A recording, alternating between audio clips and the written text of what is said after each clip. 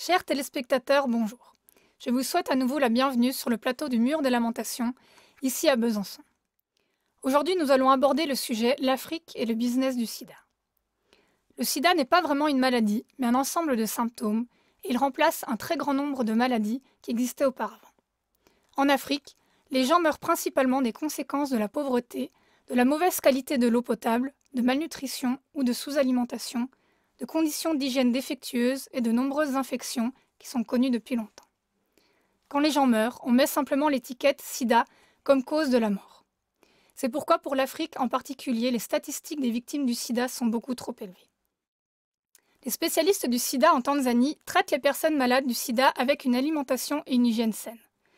Évidemment, ce n'est pas quelque chose que l'establishment, l'autorité officielle, veut entendre, et c'est pour cette raison que cela n'est pas publié dans les masses médias.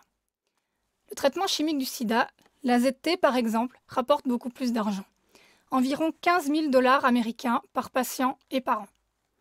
Avec un total mondial de plus de 35 millions de malades du sida, l'industrie pharmaceutique gagne plus de 500 milliards de dollars par an. C'est assez pour sacrifier des millions de vies humaines sans la moindre mauvaise conscience. Je pense que vous avez déjà remarqué au travers de nos émissions notre volonté de mettre la vérité à la lumière. Si vous ressentez cela aussi au fond de vous, alors n'hésitez pas à faire connaître notre site à votre entourage, car c'est seulement ensemble que nous devenons forts. Je vous dis au revoir et à très bientôt.